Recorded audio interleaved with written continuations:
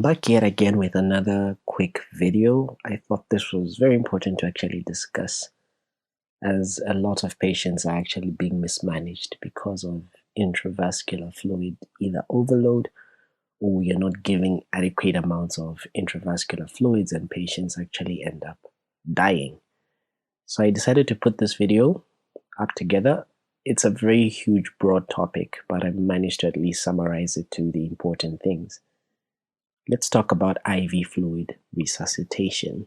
Grab a piece of paper and let's go.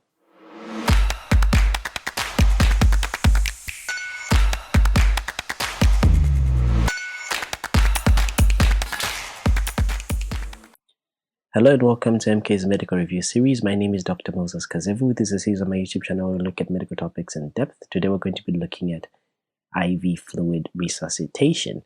If you haven't yet subscribed to the channel, please hit the subscribe button, hit the bell notification icon so you never miss on such amazing content every time I post.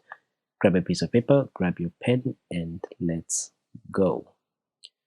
So remember that IV fluids are a very important thing, especially in our setup here, even just worldwide.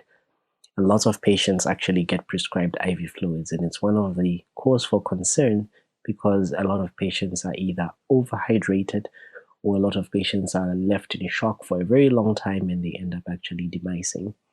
So remember that all your patients that you're going to receive, almost all of them with circulatory shock, are going to require IV fluids, be it septic shock, be it hemorrhagic shock, be it hypovolemic shock, distributive shock. They will require some sort of IV fluids. The only type of shock where giving a lot of IV fluids may actually be detrimental is cardiogenic shock, of which your patients may actually end up dying. I did discuss shock on this channel. I'll leave the videos tagged at the end of this particular video so you can head over and watch those videos on shock.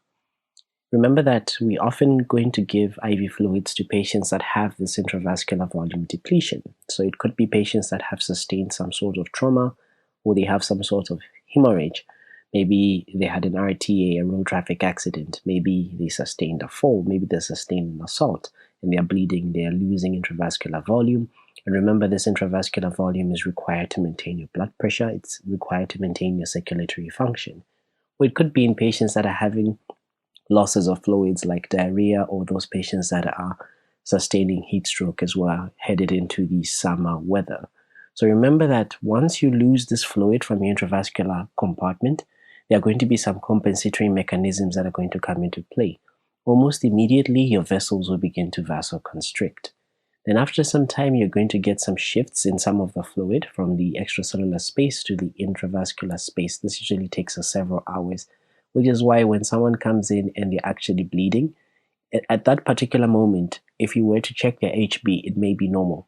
Then if you have arrested the hemorrhage and after a few hours and these compensatory movements of fluids happen from the extracellular space to the intravascular compartment, their HB may be even lower because it may have been diluted by this fluid that is moving to replace that loss that you had from the intravascular compartment. If you have a patient that has significant losses, actually these compensatory mechanisms actually do get overwhelmed. So what's a fluid of choice? It largely depends on whatever is causing your patients to come in shock. Is it a hemorrhagic thing or is it a non-hemorrhagic thing? This is where you have to actually take some time to understand the science behind this. We'll begin with hemorrhagic.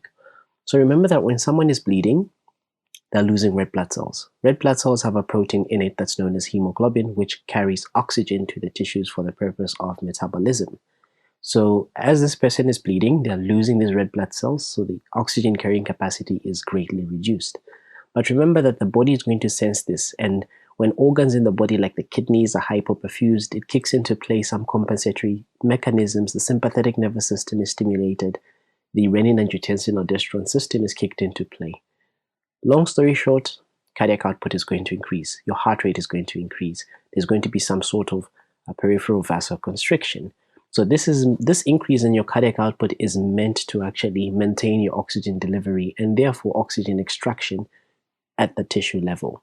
So it means that if someone is bleeding, there is some safety of margin that you do have, because about 9 times the compensatory mechanisms are going to come into play to actually maintain the oxygen perfusion at near normal. So it means that you can afford to give a patient that has, for example, mild or moderate blood loss, you can afford to give them something that will not increase the oxygen carrying capacity. So things like crystalloid solutions, these are your solutions like normal saline. These are solutions like Ringer's lactate. Or you could give them colloid like albumin. They're not going to increase the oxygen carrying capacity of the blood, but they're just going to like beef up the volume. So these are going to restore the intravascular volume. But for those that have severe hemorrhagic shock where these compensatory mechanisms have been affected, you want to give them something that will boost their oxygen carrying capacity. So you want to give them blood. In most of these patients, remember that you're going to be giving them fluid. And these fluids, or even this blood, which is often going to be packed cells, is not going to be having platelets. It's not going to be having some of the clotting factors. So even if you're giving this patient a lot of crystalloids, you're giving them a lot of colloids, you're diluting the platelets that they already have. You're diluting the clotting factors. Moreover, the platelets and clotting factors are being used up to arrest the hemorrhage that was there because this person has sustained a major blood loss.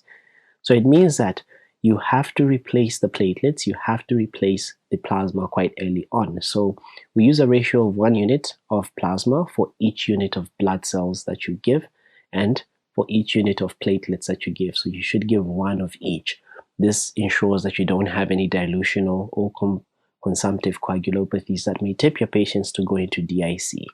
So remember that when your patients are stable and you recheck your HB, if it's less than 7, in the absence of cardiac or even any cerebrovascular disease, then you want to transfuse this patient. So if this person is a healthy person and their HB is falling below 7, you want to transfuse them. But if they have cerebrovascular disease, if they have coronary artery disease, we use a higher threshold. Or if they keep bleeding, we use a higher threshold of 10 grams per deciliter to actually judge whether we should transfuse this patient with blood or not. So in some patients that you decide to give these crystalloids and colloids, especially those that have mild to moderate hemorrhage, you're going to be giving them your balanced crystalloids like Ringer's lactate or your isotonic crystalloids like normal saline. Remember that with these type of fluids, as little as about 10% of the isotonic fluid will actually remain in the intravascular space, but most of it will actually leave. When we see comparatively, compared to a patient that receives a hypotonic fluid like your hypotonic saline, 0.45% saline, even less than 10% actually remains in the intravascular space, which means that we do not use this fluid for resuscitation. So for resuscitative patients or purposes, we don't use hypotonic saline, especially in patients that have sustained some sort of hemorrhage. You either stick to normal saline or Ringer's lactate. Now, depending on which of these is much more effective, they are both actually equally effective, but we would like to prefer Ringer's lactate in terms of hemorrhage. Why? Because it's going to buffer some of the acidosis. The lactate component is going to actually buffer some of the acidosis. And remember that with normal saline, once you infuse large volumes of normal saline in a patient, you put them at risk of developing what is known as hyperchloremic metabolic acidosis. So which is why we often prefer Ringer's lactate in trauma patients as compared to normal saline. But this is different, especially if the patient actually has an acute brain injury. If they have an acute brain injury, we do actually prefer normal saline as opposed to Ringer's lactate. Hypertonic saline, hypotonic saline are not recommended for resuscitation because there is no difference in outcome. And even when we compare them to the isotonic saline, some of them may actually even cause more harm than good. We can also give some colloids, though these ones are reserved for those that need volume replacement during major hemorrhage. It could be hydroxyethyl starch, it could be albumin, it could be dextrans. So the colloids actually do not even have any significant advantage compared to the crystalloid solutions, because remember, they're not going to increase your oxygen carrying capacity, they're just going to increase your blood volume. So moreover, if you give them hydroxyethyl starch, it's going to increase the risk of them developing a renal event, some renal injury. Albumin itself is actually associated with poorer outcomes in patients that have traumatic brain injury. Moreover, if you give a lot of dextran or hydroxyethyl starch, you actually run the risk of having coagulation problems, especially if you infuse more than 1.5 liters at a go. Blood is what we actually need for those that have severe hemorrhage. And we often should give them packed cells, and you make sure that it's cross-matched to prevent any severe transfusion reactions. If you don't have the time to actually cross-match these blood, you can actually give them the true O negative blood, 1 or 2 units of O negative blood, because anyone can receive that. It doesn't have any antigens to stimulate your body. But when you're transfusing more than 1 to 2 units, you make sure that you warm the blood. Never should you transfuse cold blood because you're going to worsen things. Moreover, this patient is already in shock. So even the IV fluids that you're going to be giving should be warmed. Your patients that are receiving more than 6 units of blood actually do require clotting factors to be replaced. So make sure you do get them fresh frozen plasma, some cryoprecipitate, and or platelets transfusion. There are some newer technology that have been on the market now for some time, but not yet commercially used. So these are actually blood substitutes that have the ability to carry oxygen. They're unlike the colloids, which just expand your volume. These ones can actually even carry the oxygen. So we have some hemoglobin-based products, and we also have some perfluorocarbons. So the hemoglobin-based fluids usually are going to have this free hemoglobin that is liposomal encapsulated, or it's sometimes even modified. There's some surface modification that is done at molecular level, and these things are done so that, remember that free hemoglobin in the blood is quite toxic. It's toxic to the kidneys. It may lead to renal injury. So to reduce on this renal excretion and the toxicity, we actually have modified the hemoglobin component. And because these molecules don't have any antigens, they're not going to stimulate your immune system. There won't be any need for cross-matching before you actually give them these blood substitutes. And advantage is that they can be stored for more than 1 year, and they'll actually provide a more stable source than banked blood. The perfluorocarbon compounds are actually going to be consisting of IV carbon and fluorine emulsions that can actually carry quite large amounts of oxygen. But even with this newer technology, there's nothing that can actually replace blood. These substitutes do not improve the survival rates. They're not going to be associated with better outcomes in patients that are hypotensive. Moreover, they do have some adverse side effects such as hypotension. So there is no substitute commercially for blood.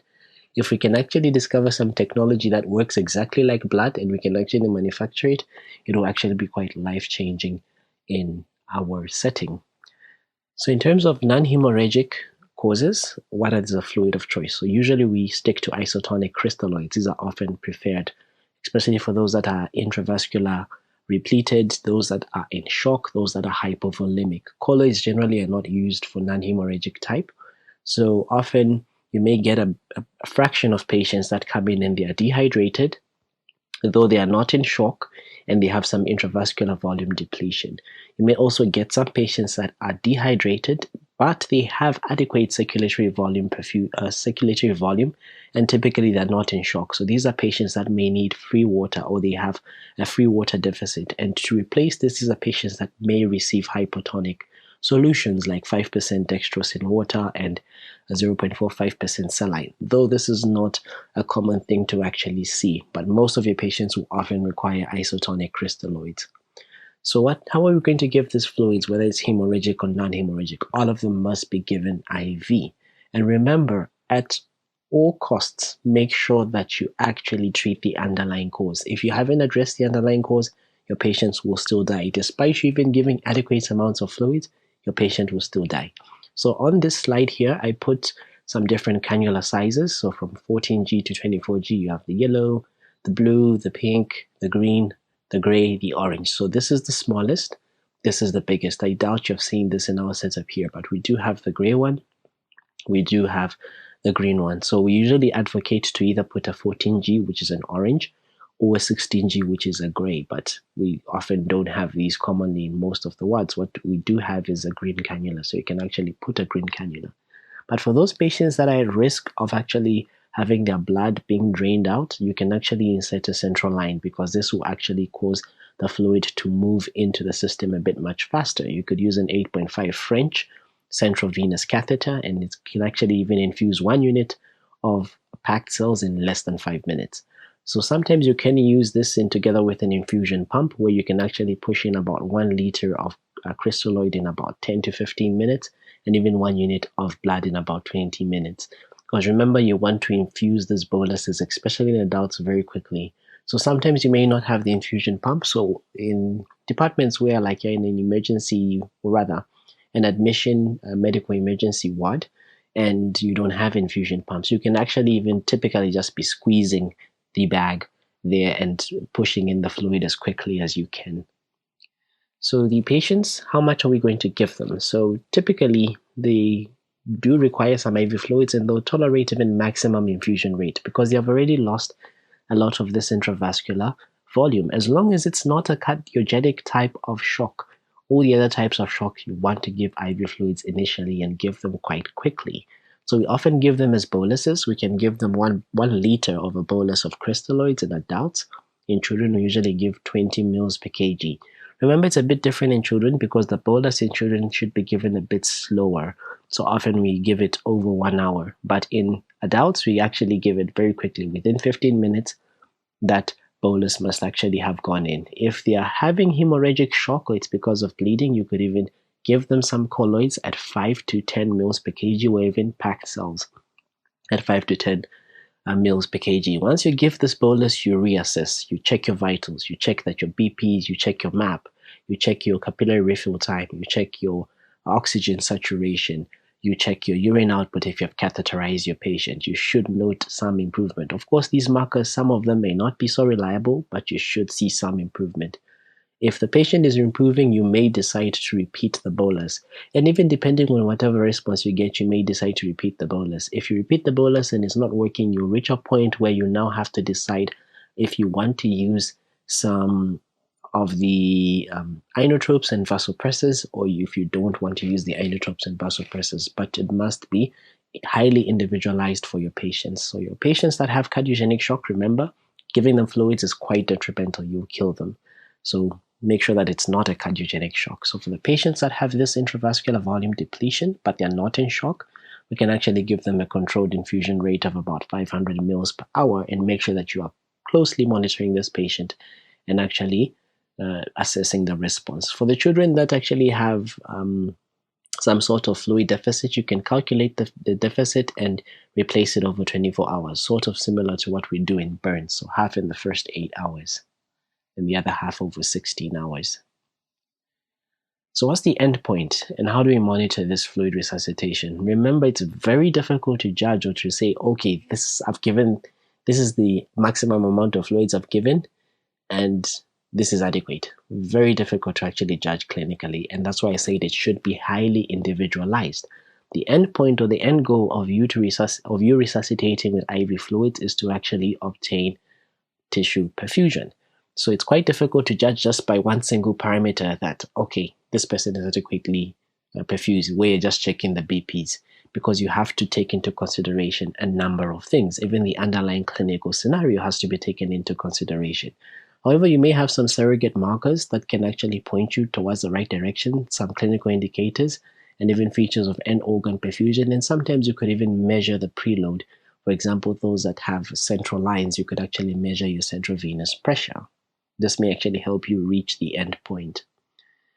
One of the good things to actually look at is your urine output. So for your patients that are catheterized, or for your patients that come in and they're in shock, make sure you catheterize them, because a good urine output is usually a feature that may tell you that there's good organ perfusion. So you should ensure that your urine output is greater than 0.5 to 1 ml per kg per hour. Remember other things like the heart rate, the pulse rate, the mental status, the capillary refill time. These ones are going to be affected by the underlying disease process, so they are quite less reliable as compared to the urine output.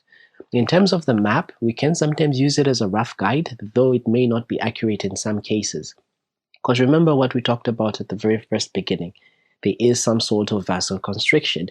So this same compensatory vasoconstriction may actually mean that a patient will have a normal map, because remember that the map is the mean arterial pressure. It's dependent on the systemic vascular resistance. So if the vessels are constricted, your map may be increased, but this person may still be hypoperfused. So someone can have a normal map and still be hypoperfused.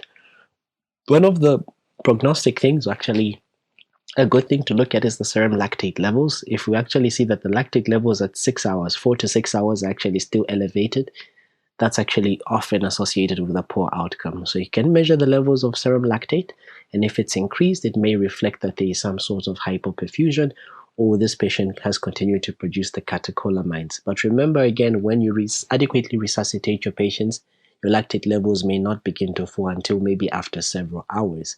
But we can also use the base deficit, the trend of the base deficit, to actually point us towards the right direction, whether we are resuscitating this patient adequately.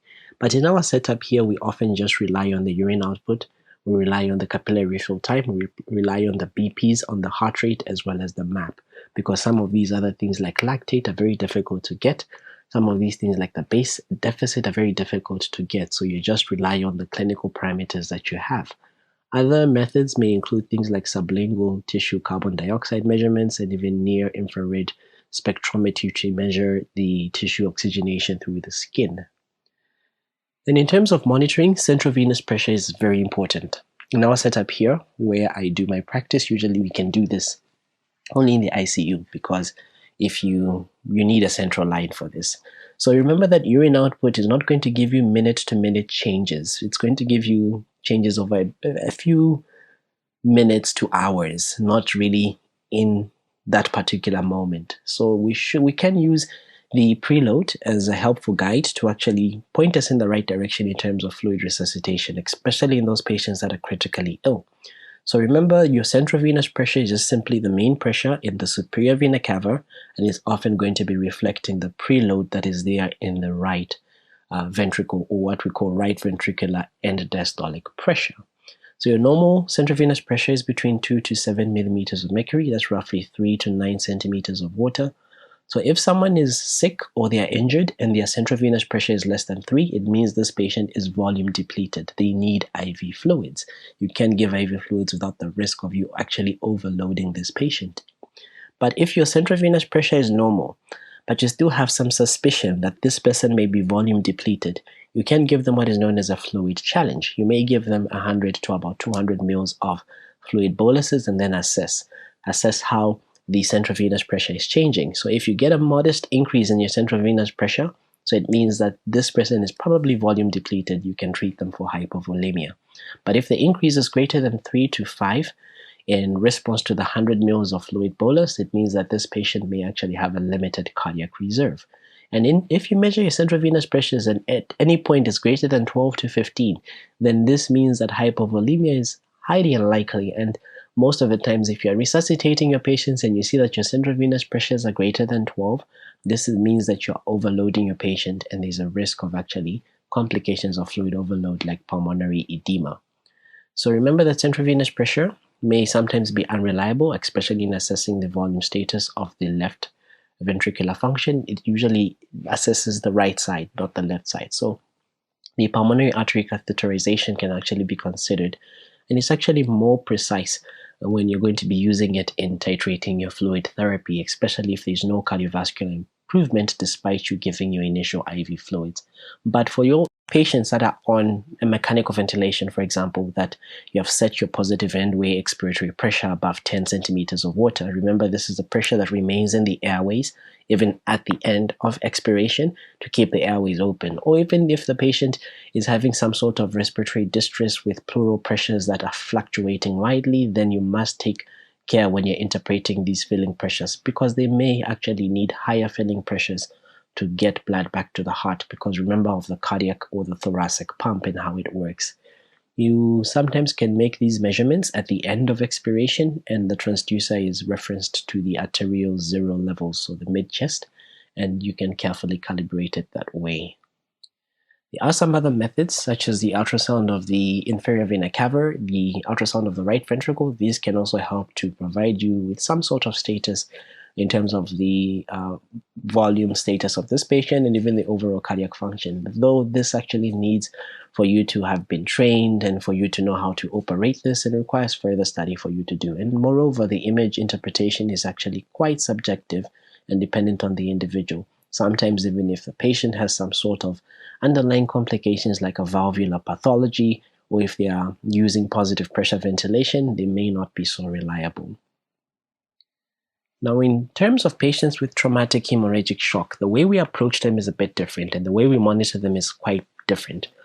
Remember that in terms of the clinical trials, and most patients, what I've seen generally, those that have internal hemorrhage, maybe they have a splenic rupture, or maybe they have a hepatic laceration, or maybe they have a crash injury of some sort. These ones actually, in terms of fluid resuscitation, if you push them to normal or even just above normal MAP, they may actually deteriorate. So it has been advocated for some that if you intend to take them to surgery, you should keep their BP somewhere around 80 to 90. But don't misquote me on this. Please do not misquote me on this, because generally the endpoint for these patients must be them getting to surgery and you controlling the hemorrhage through surgery. Unless if your patient has a traumatic brain injury. If they have a traumatic brain injury, remember that they will need higher blood pressures to actually perfuse the brain, slightly higher than the 80 to 90 systolic blood pressure. So if they have a traumatic brain injury, remember that hypotension is one of the causes of secondary brain injury. So after someone has had blood loss and you have controlled the hemorrhage, you can recheck your HB after some time, and generally your target is roughly around 9 grams per deciliter. And once you get anything less than this, then you should aim to at least transfuse your patients. So if they're at 9, it means that they will less likely need a transfusion, unless if they have some underlying pathologies like a cerebrovascular or cardiovascular disease. So for the patients who have difficulty in tolerating moderate types of anemia, for example, those, like I say, that have coronary or cerebral artery disease, their hematocrit is kept above 30%. Remember that even though you have a higher hematocrit, it doesn't necessarily improve your outcome. And actually, it can actually increase the viscosity of the blood, and this can actually even impair perfusion of the capillary beds, which is one of the reasons why, even in the interim, when the patient is burnt, we don't usually transfuse in the first 48 hours. Complications of IV fluid resuscitation or rehydration include things like pulmonary edema, which may lead to acute respiratory distress syndrome, or even sometimes compartment syndrome, which could be in the abdomen, or it could be even in the extremities. In some cases, you may get some hemodilution, especially with crystalloids, and this can actually be quite dangerous for the patient. So even though hematocrit must be monitored to note whether the threshold values actually do meet transfusion threshold values or not.